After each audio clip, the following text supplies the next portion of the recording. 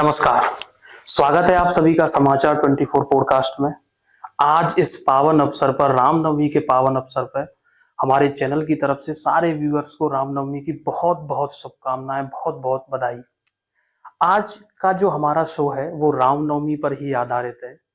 ये जो आध्यात्म का टॉपिक है बड़ा ही मेरे दिल के करीब है और बहुत सारे सवाल हैं जिन्हें आज मैं महाराज जी के माध्यम से आप सबको भी बताऊंगा और खुद भी उनके आंसर्स ढूंढूंगा।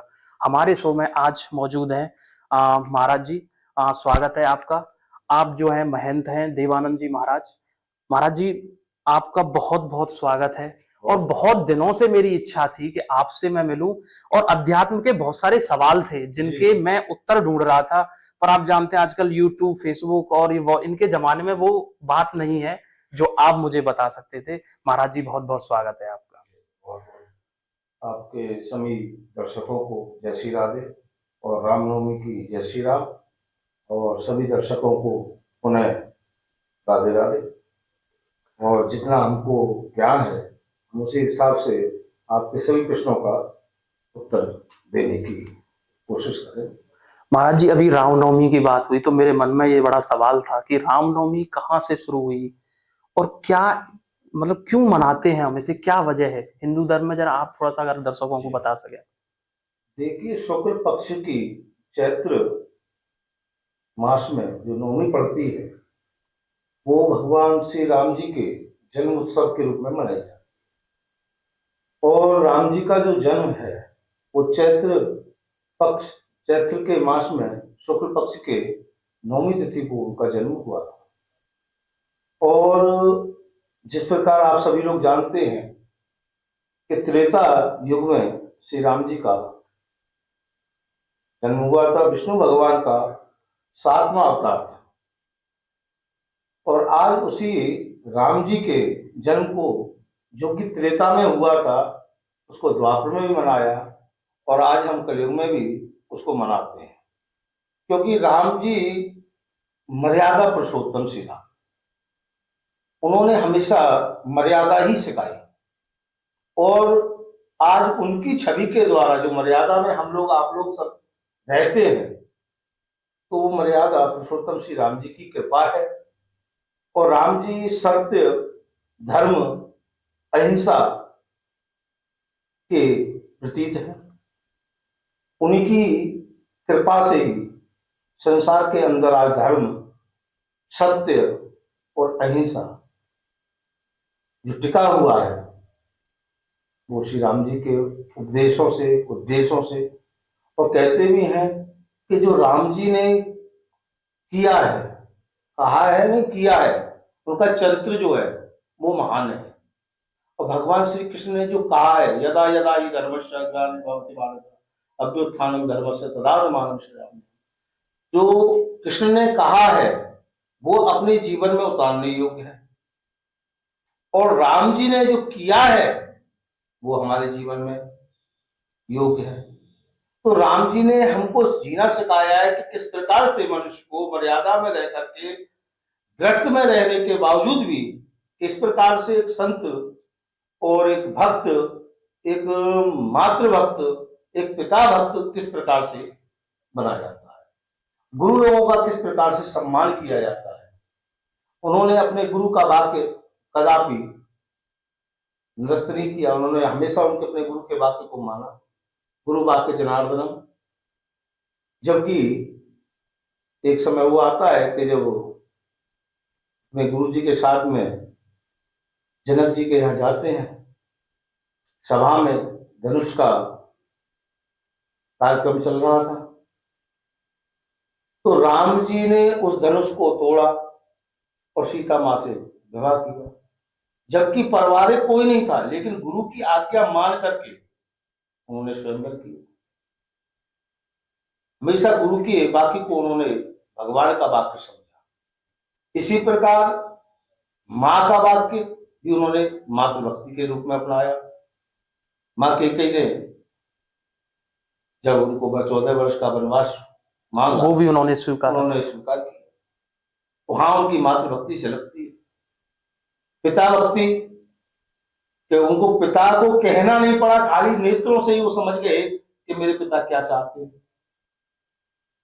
वहां उनकी पिता भक्ति झलकती है। तो उन्होंने भ्रात भक्ति, उनके तमाम जो उनके चरित्र हैं, भाई के प्रति उनका क्या भाव था, भाई को एक अपने अंग की तरह उन्होंने माना कि लक्ष्मण मेरी आत्मा है, मैं शरीर है। लक्ष्मण को हमेशा साथ रखा। लक्ष्मण ने भी अपना भाई वाला दायित्व निभाया, भरत ने भी अपना भाई वाला धर्म निभाया। कहने का तात्पर्य यह है कि वो मर्यादा पुरुषोत्तम श्री राम जी हैं। उनकी बड़ी ही, जितनी उनकी बताया जाए उतना ही कम है। और राम जी तो अनन्य है। उन्हीं की कृपा मात्र से आज हनुमान जी का भी नाम आता है। उन जैसा भक्त कोई नहीं हुआ हनुमान जी जैसा। और कहते भी हनुमान जी तो अब मोहि भा भरोस हनुमंता, और बिनु हरि कृपा मिले नहीं सकता। भगवान की कृपा से और संतों की कृपा से ही परमात्मा का, जीव का कल्याण है। अच्छा, राम जी की महिमा बताई आपने, आप खुद वृंदावन धाम में रहते हैं। अब थोड़ा सा मैं कृष्ण भगवान की तरफ आता हूँ। देखिए, कई सारी जगह तीर्थ यात्राओं पे मैं जाता हूँ, हमारे दर्शक जाते हैं, वो बड़े ही एक अनुभव मिलता है। लेकिन जब वृंदावन में आते हैं तो ऐसा क्या खास है वृंदावन धाम में? क्योंकि मैं जिससे भी सुनता हूँ उसे वृंदावन आना है, बांके बिहारी के दर्शन करने है, राधा रानी के पास आना है। क्या खास है उसमें? देखिए, इसी बात पे एक बार जोर से, वृंदावन बांके बिहारी लाल की जय। वृंदावन कोई एक भजन भी आता है कि वृंदावन की लीला मत समझो गुड़ का चीला, यहाँ ऋषि मुनि गए हार। तो यहाँ ऋषि मुनि तक भी हार जाते हैं। ये वृंदावन बड़ा ही अनन्य है। वृंदावन है क्या चीज? एक छोटी सी कथा आती है। जब भगवान श्री कृष्ण अपनी सब लीला विसर्जन करने के बाद में यहाँ से द्वारका के लिए निकलते हैं, द्वारकाधीश की उनको जब पदवी प्राप्त होती है, क्योंकि यहाँ तो ब्रज में तो ग्वाला बन के रहे, सबके चितचोर बन के रहे, माखन चोर बन के रहे, एक बच्चे के स्वरूप में रहे, मित्र के स्वरूप में रहे। लेकिन वो उनको उपाधि मिलने लगी। तो उपाधि जब राजा की मिलने लगी, जब उनको द्वारकाधीश बनाया गया, तो जब वृंदावन से वो लोग भगवान श्री कृष्ण भगवान जब जाने लगे, तो सभी ग्वाल वालों को, सभी ब्रजवासियों को उन्होंने एकत्रित किया और सबसे पूछा, बताओ भाई तुमको क्या चाहिए। तो सभी लोगों ने अपने अपनी जिज्ञासा प्राप्त की। तो अंतिम में उनकी बुआ का नंबर आता है, कुंती का। तो कुंती से भगवान श्री कृष्ण कहते हैं, बोल बुआ तेरे को क्या चाहिए। तो आज यहाँ पर कुंती जो कन्हैया की बुआ है, आज वो क्या मांगती हैं?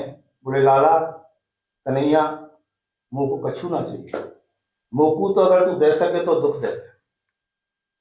बोले क्यों? बोले दुख में सुमरन सब करें, सुख में करे ना कोई, और सुख में सुमरन सब करें तो दुख का एक हो।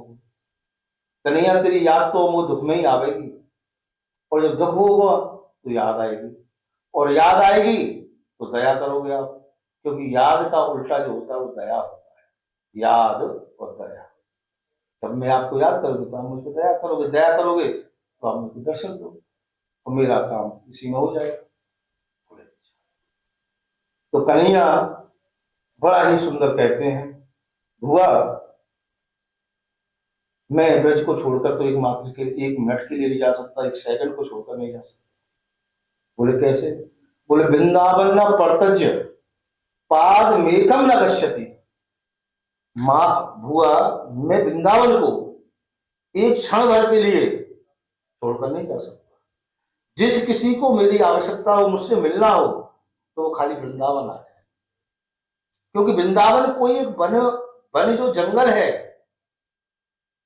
ये कोई स्थान नहीं है, ये कोई तीर्थ नहीं है, ये कोई धाम नहीं है, ये तो मेरा मन है, मेरा हृदय है। हार्ट ऑफ गॉड, मतलब ये तो भगवान का हृदय है, सबसे महत्वपूर्ण एक अंग है। जिसका हार्ट ना हो तो काम ही नहीं करेगा। हार्ट इज आत्मा। ये कहते हैं ना कि जीव अंश अविनाशी, तो जीव अंश कहाँ है? वो आत्मा है। आत्मा क्या है? हार्ट। हार्ट बीट चलेगी तो आत्मा चल रही है, हार्ट बीट खत्म तो आत्मा आत्मा अपना गोलोक धाम जाएगी।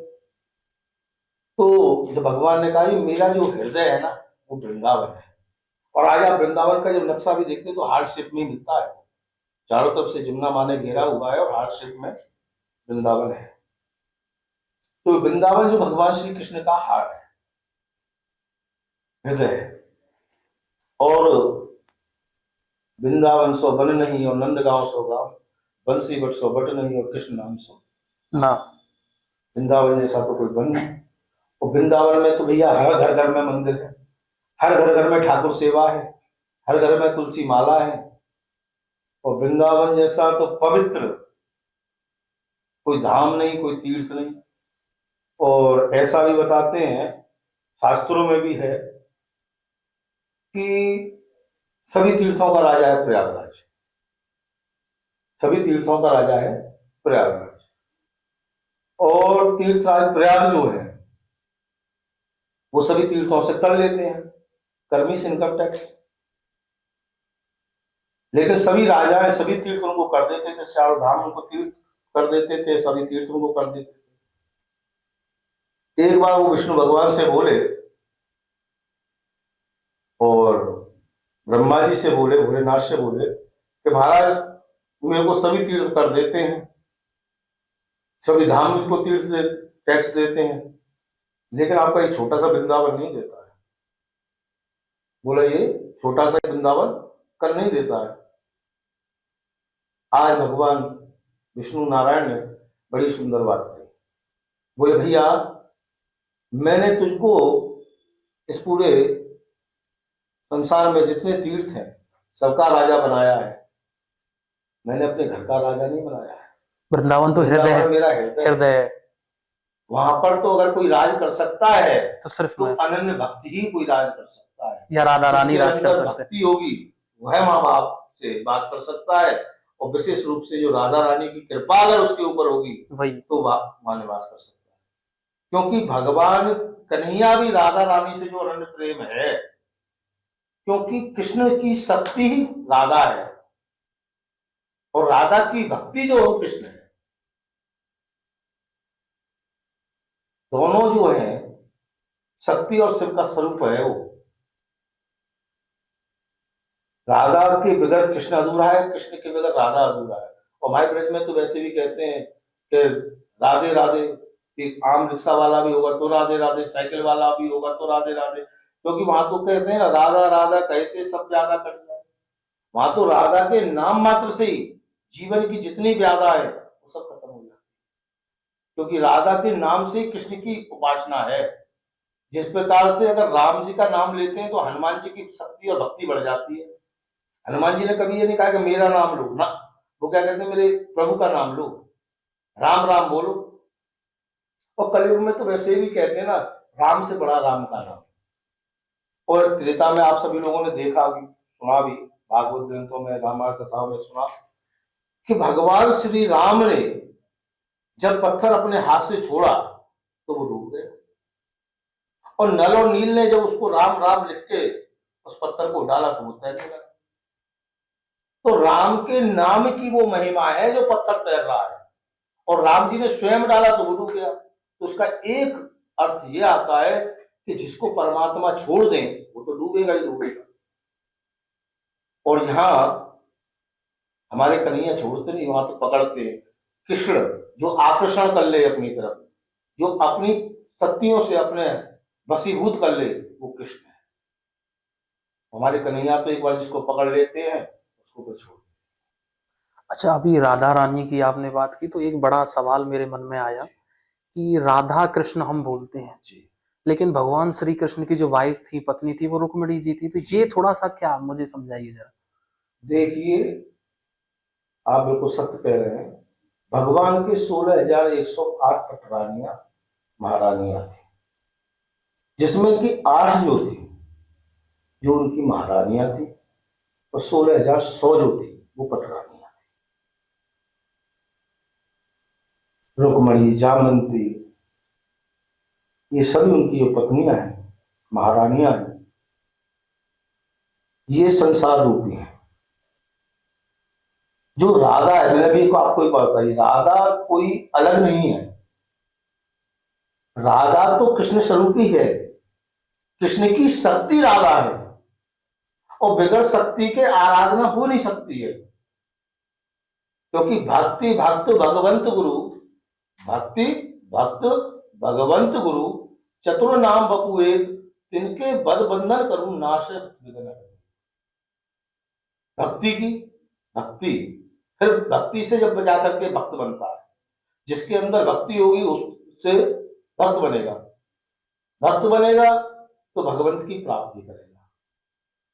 और ये तीनों चीज कौन सिखाता है? गुरु। अगर गुरु होगा, गु माने अंधकार, रू माने प्रकाश, जो अंधकार से निकालकर प्रकाश की ओर ले जाए वही सच्चा गुरु होता है।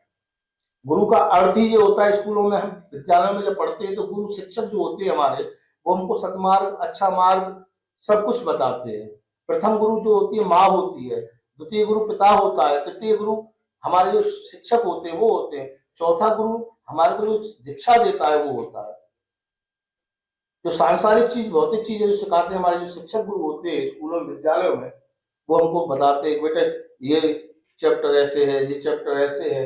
फिर वो सांसारिक जीवन को भी सिखाते हैं कि बेटा तुम हमेशा लेफ्ट साइड से जाना, राइट साइड से नहीं जाना, राइट साइड रॉन्ग होती है, वो सब हमको टैकल करते हैं कि बेटा ऐसे करने से ये होगा, ऐसा करने से जीवन का पाठ पढ़ाते जीवन का पाठ पढ़ाते हैं।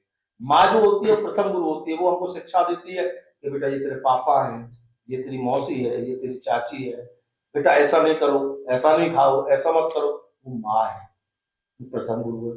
दूसरा गुरु पिता है, जो सामाजिक वर्ग को सिखाता है कि बेटा ऐसा करने से ऐसा हो जाएगा, देखो गलत मार्ग पे चलोगे तो तुमको ऐसा परेशानियां भोगनी पड़ेंगी, अच्छे मार्ग पे चलोगे तो अच्छी दिक्कतें नहीं आएंगी। इसी प्रकार से चार गुरु हैं, और इन गुरु के मार्ग से ही जीव जो है भक्ति, भक्ति सीखता है, भक्ति के बाद में भक्त बनता है। भक्त कैसे? ध्रुव जैसे, प्रहलाद जैसे। परमात्मा की प्राप्ति तो छोटी उम्र में ही होने लग जाती है, क्योंकि भक्ति जब अनन्य शरीर के प्राप्त होती है ना शरीर के अंदर, तो ऑटोमेटिक भक्त बनी जाता है। भक्त बनने के बाद में भगवान की प्राप्ति तो स्वतः स्वतः ही हो जाती है, क्योंकि भगवान के लिए ढूंढना नहीं पड़ता है, भागना नहीं पड़ता है। जो आत्मा जो बताते हैं ना, जीव अंश अविनाशी, जीव तो हमारे अंदर ही है, अंश अविनाशी है। हम स्वयं परमात्मा का ही स्वरूप है, स्वरूप परमात्मा का ही प्रतिबिंब है। कैसे? अगर हम सतमार्ग और सच्चे अच्छे कर्म करेंगे तो हमको भगवान की उपाधि है। आज हम महात्मा, अगर हम आपकी तरह पैंट शर्ट पहन के रहेंगे तो हमको महात्मा बोलेगा? नहीं, बिल्कुल भी नहीं। ये वस्त्र की और हमारी तपस्या और हमारी भक्ति उसी से है, उससे है। तो वही एक वह है कि आपके अंदर जो क्वालिटी है वो आपके अंदर की क्वालिटी है, और संत की क्वालिटी थोड़ी अलग होती है। इसी प्रकार भक्त की और भगवान की क्वालिटी बन जाती है। तो भगवान तो आपके अंदर भी है, हमारे अंदर भी, सबके अंदर, कण कण में है वो। कण कण में। जब नरसिंह भगवान ने खम्भे के अंदर जब उन्होंने दिखा दिया, तो संसार को यही सिखाया कि खम्भे में जो भगवान हो सकते हैं तो हमारे अंदर नहीं। ये बोल रहा है ये तो भगवान है। तो इस तरीके से राधा जी जो है वो कृष्ण से अलग नहीं है, कृष्ण राधा जी से अलग नहीं है। इसीलिए वहां पर भगवान श्री कृष्ण के साथ में राधा जी का नाम आता है, क्योंकि पहले शक्ति आती है, उसके बाद में शरीर आता है, स्वयं आता है। शक्ति स्वयं, जब शक्ति होगी जब ही स्वयं आ पाएंगे। ऐसे ही सीताराम, सीता जो स्वरूप है वो भी शक्ति का स्वरूप है, और हमेशा शक्तियों का नाम आगे लिया जाता है, पीछे नहीं लिया जाता है। शक्तियों का नाम हमेशा पीछे नहीं लिया जाता, आगे लिया जाता है। राधा कृष्ण, कहीं कृष्ण राधा नहीं होगा, राधा कृष्ण, सीताराम, सीताराम। हाँ, लेकिन अब इस जगह क्योंकि शंकर जी स्वयं में एक शक्ति है, इसलिए शिव पार्वती, शिव पार्वती। वहां पार्वती शिव नहीं है, शिव पार्वती, क्योंकि शंकर जी तो स्वयं शक्ति है, वो तो खुद ही शक्ति का स्वरूप है। तो यहाँ पर इसलिए राधा जी को अनन्य नाम के साथ में भगवान श्री कृष्ण के साथ में जोड़ा जाता है, और विशेष राधा रानी की आराधना होती है। अगर शक्ति का आह्वान करते हैं तो स्वयं को अपना प्रकट हो जाता है। भगवान जो है साक्षात्कार बड़ी आराम से सहज में प्राप्त हो जाते हैं। किसी की अनन्य कोई प्रेमी चीज हो, उसको अगर हम लालन पालन अच्छे ढंग से करेंगे तो वो सरस्वती मिलने आ जाए। तो कल्पना यही है कि अगर हम राधा जी का भक्ति करेंगे तो सब सरस्वती मिलेगा, राधा नाम से ये सब कृष्ण तो खुद ही मिल सब जाएंगे। प्राप्त हो जाएगा। महाराज जी, हमारा अभी चर्चा चल रही थी, अभी कुछ महीने पहले एक बड़ा ही पावन पर्व हुआ और वो था कुंभ। जैसे कि मैंने पढ़ा है कि एक कुंभ ऐसा होता है कि 12 साल बाद लगता है, फिर एक 6 साल बाद होता है। अभी जो कुंभ था बता रहे थे कि वो 144 साल बाद लगा। तो ये थोड़ा सा बताएं कि ये क्या टाइमिंग है और कब से शुरू हुआ है, ये क्या महिमा है इसकी। देखिए, ये जो कुंभ था अभी प्रयागराज का, ये 14 जनवरी से प्रारंभ हुआ था, मकर संक्रांति का पहला स्नान। दूसरा स्नान मौनी अमावस्या। तीसरा स्नान जो था, जिसको अमृत स्नान 3 जो होते हैं, 13 अखाड़े करते हैं, सभी संत महापुरुष करते हैं। ये 3 तो विशेष रहते हैं बसंत पंचमी का। ये 3 तो मुख्य स्नान जो है। उसके अलावा जो पर्व स्नान है, शिवरात्रि तक, महाशिवरात्रि तक अंतिम स्नान 26 तारीख का पूर्ण हो। ये जो 6 साल में जो आता है वो अर्धकुंभ होता है, और जो 12 महीने में आता, 12 साल में आता है वो पूर्ण कुंभ होता है। लेकिन जो 12 कुंभों को के बाद में जो कुंभ आता है वो एक महाकुंभ का रूप ले लेता है। वो 144, 12 इंटू 12, 12 इंटू 12 कैलकुलेशन करेंगे तो बनता 144। 144। तो ये 144 जो 12 कुंभ जब निकले पीछे के, उन 12 के कुंभों के, महाकुंभों के से जाकर के एक महाकुंभ बना, जो कि 144 वर्ष के बाद में पूर्ण कुंभ हुआ। अर्धकुंभ, पूर्ण कुंभ, ये तो आती ही रही। जिस प्रकार से ज्योति, ज्योति हम जब जलाते हैं तो ज्योति, उसको बड़े रूप में ले लें तो अग्नि का जो बड़ा रूप है, ज्योति का बड़ा रूप हो गया ज्वाल अग्नि, और अग्नि से बड़ा जो रूप हो गया वो ज्वालामुखी। तो वही प्रक्रिया इसमें है, अर्धकुंभ, पूर्ण कुंभ और बड़ा विशाल रूप आ जाता है महाकुंभ। और अब की बार तो हम बारंबार अपनी सरकार को धन्यवाद देते हैं कि जो हमारे योगी जी ने और मोदी जी ने जिस प्रकार से ये कुंभ को पूर्णतः है अच्छे तरीके से जो संपन्न किया है, शायद कोई कर पाता। क्योंकि विघ्न तो हर काम में आते, छोटा भी कोई कार्य करने जाए तो उसमें भी आते हैं, लेकिन उन्होंने सब विघ्नों को भी दूर कर दिया और इतनी अच्छी सुविधाएं रखी संतों के लिए, महंतों के लिए, भक्तों के लिए, और उन्होंने इतनी अच्छी अच्छी व्यवस्थाएं रखी। और कुंभ जो होते हैं विशेष रूप से मैं आपको बता दूं, 4 जगह होते हैं। एक उज्जैन में, जिसको सिंहस्थ कुंभ कहते हैं, वो 12 वर्ष में एक ही बार आता है। 12 वर्ष में एक ही बार कुंभ लगता है। प्रयागराज में 2 बार कुंभ लगते हैं, अर्धकुंभ, पूर्ण। लेकिन वहां अर्धकुंभ नहीं लगता, वहां पूर्ण कुंभ लगता है, सिंहस्थ। इसी प्रकार त्र्यंबकेश्वर, नासिक, वहां भी पूर्ण कुंभ होता है। वहां अर्धकुंभ और पूर्ण कुंभ नहीं होता, वहां भी पूर्ण कुंभ होता है। एक ही बार 12 वर्ष में आता है त्र्यंबकेश्वर और नासिक के अंदर, वो भी एक ही बार होता है 12 वर्ष में। हरिद्वार, वहां अर्धकुंभ और पूर्ण कुंभ दोनों ही आते हैं। वहां भी अर्धकुंभ लगता है और पूर्ण कुंभ लगता है हरिद्वार के अंदर। तो हमारे जो पहले, क्योंकि अब तो हरिद्वार जो उत्तरांचल, उत्तराखंड में हो गया, पहले उत्तरांचल हुआ फिर उत्तराखंड हुआ पहले, लेकिन वो उत्तर प्रदेश ही था। क्योंकि हमारा उत्तर प्रदेश की जो सीमा है बहुत बड़ी थी, और उत्तर प्रदेश के अंदर 2 जगह कुंभ होने के कारण से दोनों जगह अर्धकुंभ और पूर्ण कुंभ लगते। वहां सीमा छोटी थी, क्षेत्रफल छोटा है, वहां पर 2 कुंभ लगते, पूर्ण कुंभ लगते। और ये जो कुंभ है ये अमृत स्वरूप है, क्योंकि कुंभ कहा जाता है समूह को, जहां एक लोग बहुत भीड़ हो जाए तो कहते हैं कुंभ लग गया, लोगों की गैदरिंग को कुंभ कहते हैं। दूसरा, कुंभ कलश को, जो हम पवित्र कुंभ कलश स्थापना करते हैं, उसको भी कुंभ कहते हैं।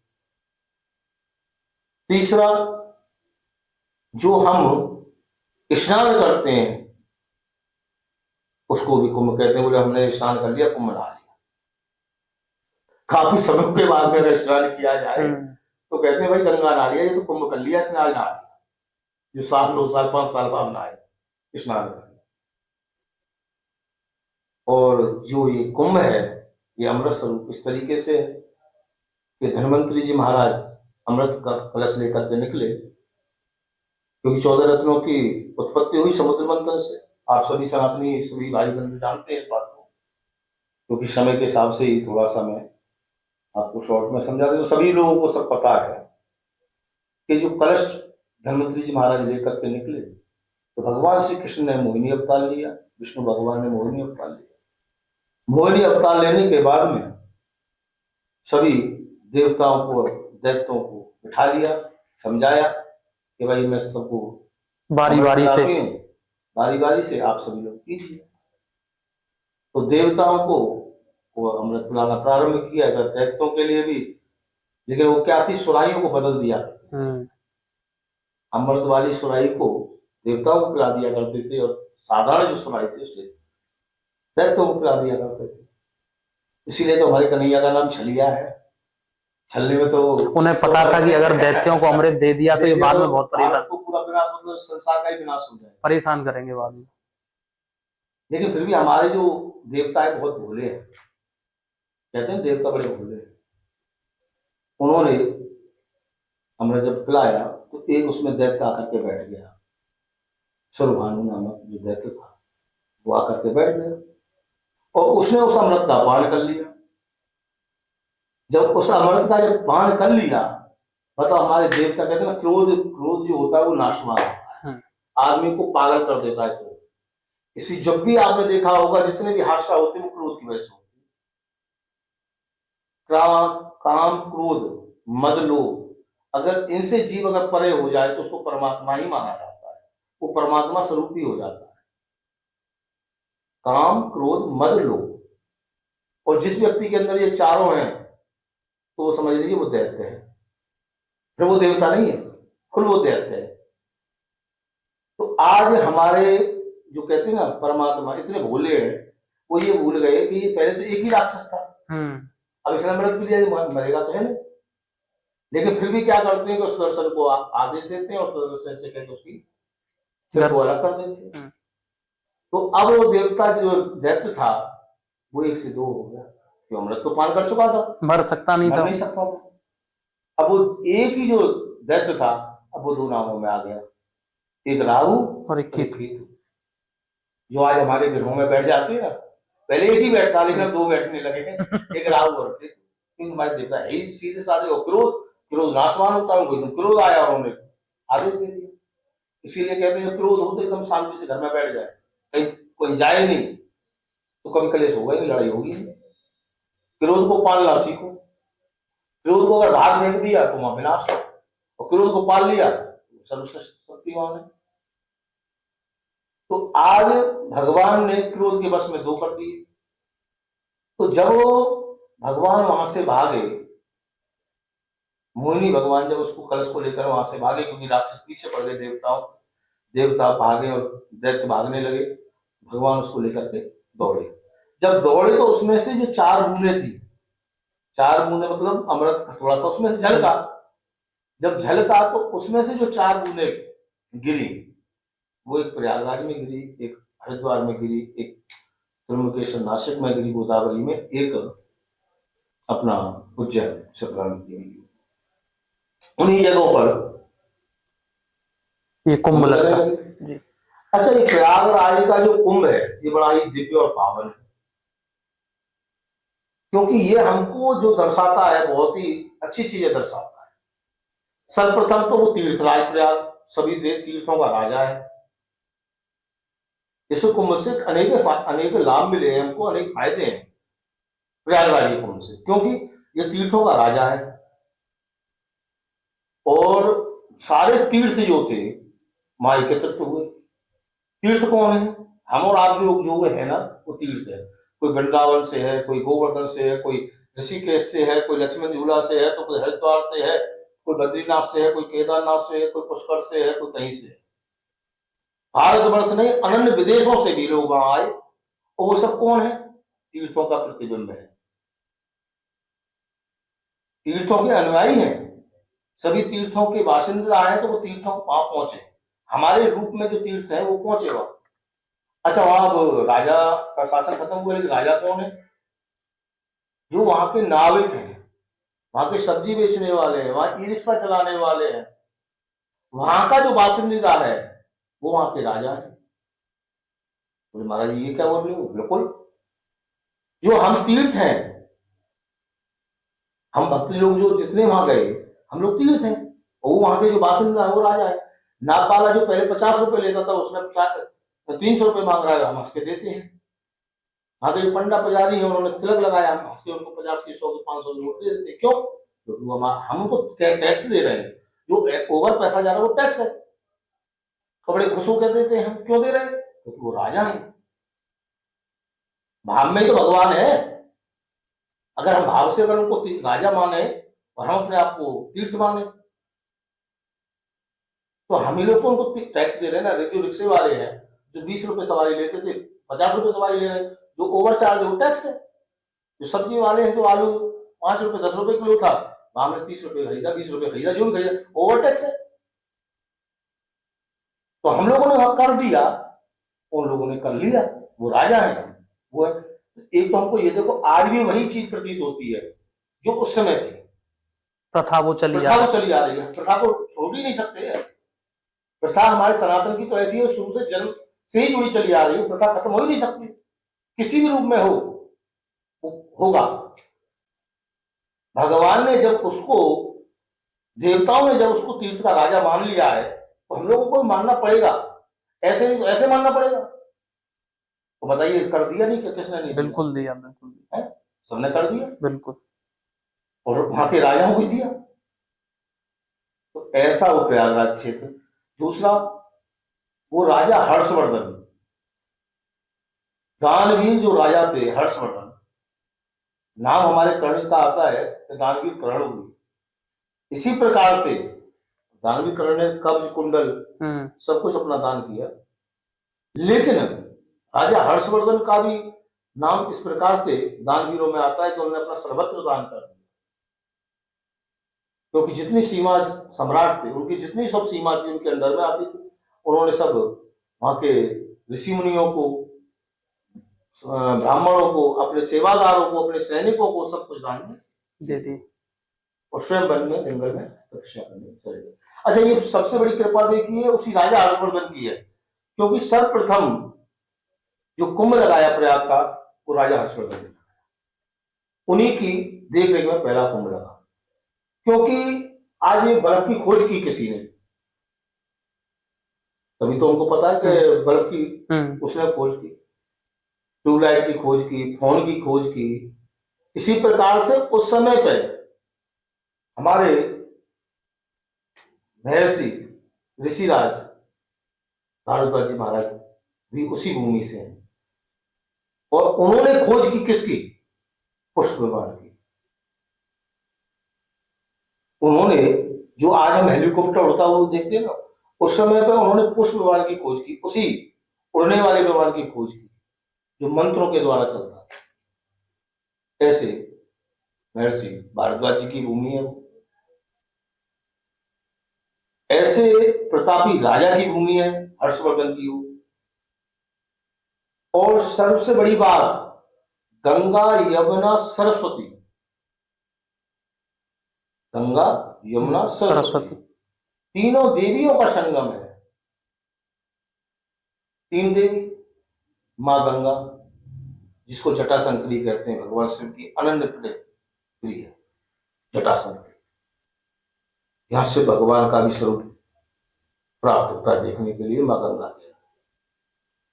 दूसरी मां यमुना, जो कृष्ण की पटरानी, भगवान श्री कृष्ण की अनन्य प्रेम। तीसरी मां सरस्वती, जो ब्रह्मा जी के वाम अंग बैठने वाली मां सरस्वती, जो विद्या विवेक की देवी है। ऐसी तीन देवियों का वहां संगम। अच्छा देखिए, सरस्वती जो है वो किसका प्रतीक है? वो विद्या विवेक और ज्ञान का प्रतीक है। जिस मनुष्य के अंदर ज्ञान बुद्धि विवेक ना हो, वो मनुष्य क्या है? पशु समान है। क्या है? पशु पशु समान है।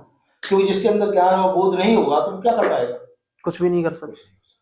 वो एक कहते हैं मेंटली ऑफ बोल देते हैं जो भाषा में अपने का, तो पशु समान है। हमारे संतों की भाषा में कहते हैं वो पशु समान है, चाहे उसको कोई जीव का वो ही नहीं पता। तो यहाँ पर ये बताते हैं कि जहां ऐसी देवी का वास है जो कि हमको बुद्धि देती है, विवेक देती है, ज्ञान देती है, तो इसीलिए कहते हैं बड़े भागे मानुष तन पावा, सुर दुर्लभ ये ग्रंथ लगावा। ये मनुष्य योनि जो है ना, बड़े भाग से प्राप्त होती है। अगर आज हम लोग उस मनुष्य योनि में नहीं होते तो ये 144 साल वाला कुंभ कर पाते? बिल्कुल नहीं कर पाते। फिर अब हमारे बाद में कम से कम 7 पीढ़ियों के बाद में वो दोबारा से किसी को प्राप्त होगा नहीं, या 4 पीढ़ी 5 पीढ़ी के बाद में ही प्राप्त होगा ना। अब तो जनरेशन देख नहीं पाएगी। लेकिन हम अनन्य भगवान की भक्ति कृपा ऐसी रही हम आप सभी लोगों के ऊपर, भारतवासियों के ऊपर, कि हमने इस कुंभ का आनंद और स्नान किया, पुण्य प्राप्त किया। क्यों? परमात्मा की बड़ी हमारे ऊपर कृपा है। हमने कितने जन्मों में कितनी तपस्याएं की, आज उसका फल प्राप्त हुआ। क्या कहते हैं? बड़े भाग्य मानुष तन पावा, बड़े भाग्यों से ही मनुष्य का योनि मिली। अगर मिली होती कहीं गधे घोड़ी की योनि तो क्या हम गंगा नहा पाते? बिल्कुल भी कुंभ नहा पाते? तो ये योनि जो है ना, बड़ी सर्वश्रेष्ठ है। और मेरा मानना जो है, मैं किसी की बात का उल्लंघन नहीं करता हूं, मेरा जो मानना है वो ये है कि ये शरीर जो है, ये काया जो है, बड़ी भाग्य से प्राप्त होती है, परमात्मा की बड़ी ईश्वरी कृपा से प्राप्त होती है, बड़ी भक्ति से प्राप्त होती है। देखिए, जब व्यक्ति जाता है संसार सागर को छोड़ करके, तो कोई भी ये नहीं कहता है कि ये आत्मा अच्छी थी, कि ये आत्मा का फोटो है, कि ये आत्मा है, कि वो आत्मा है। आदमी को किस चीज से जाना जाता है? नाम से। नाम से जाना जाता है। राहुल, विवेक या ललित या स्वामी देवानंद, नाम से। और यहाँ पे भी राम के नाम की महिमा मैंने अभी आपको बताई थी कि राम से बड़ा राम का नाम। नाम की महिमा बहुत होती है। राधा राधा कहते सब ज्यादा कट जाए, 3 लोग की आपदा पल भर में मिट जाए। तो राधा के नाम से इतना आनंद है, राम के नाम से जब इतना आनंद है। और आज हम लोग भी अगर राम जी को खाली देखे नहीं होते, मतलब या राम जी के बारे में हम अनुकरण नहीं करते, तो शायद राम जी की प्रतिमा की फिर आवश्यकता नहीं होती, आत्मा ही मान लेते। जब परमात्मा इस मनुष्य योनि के लिए तरसते हैं, कहते हैं ना भगवान को भी इस मनुष्य योनि के लिए कितना वो करना पड़ता है कि हम कैसे भी मनुष्य योनि प्राप्त हो जाए। तो ये भगवान की दी हुई हम पे अमूल्य चीज है। ये मनुष्य योनि ऐसे ही प्राप्त नहीं हो जाती है, जब हमने कितने जन्मों में तपस्या की, भक्ति की, जब हमको ये मनुष्य योनि प्राप्त होती है। और फिर भी कब होती है कि हम भगवान तेरे ईश्वर, हम तेरे नाम को यहाँ पे जपेंगे तपेंगे और तेरे नाम का प्रचार प्रसार करेंगे, आप हमको कैसे ही मनुष्य योनि प्राप्त, क्योंकि आप खुद भगवान तरसते हैं इस योनि के लिए। और जब हमको ये योनि प्राप्त हुई है तो इससे हमको क्या करना चाहिए? अच्छे अच्छे कर्म करने चाहिए। भगवान ने हमको सर्वप्रथम क्या दिया है? कर। कराग्रे बसते लक्ष्मी, कर मध्य तू सरस्वती, करमूले तू गोविंदा, प्रभाते कर दर्शन। इसको सभी लोग हम बोलते भी हैं और सुबह सुबह भगवान की प्रार्थना भी करते। कराग्रे मतलब जो कर है, कर माने हाथ। भगवान ने हमको क्या दिया है? कर, हाथ। जैसा करोगे वैसा प्राप्त करोगे। अच्छा करोगे तो अच्छा मिलेगा, बुरा करोगे तो बुरा मिलेगा। अगर इसी कर से किसी को अगर मारोगे तो यहाँ अहिंसा, हिंसा होगी।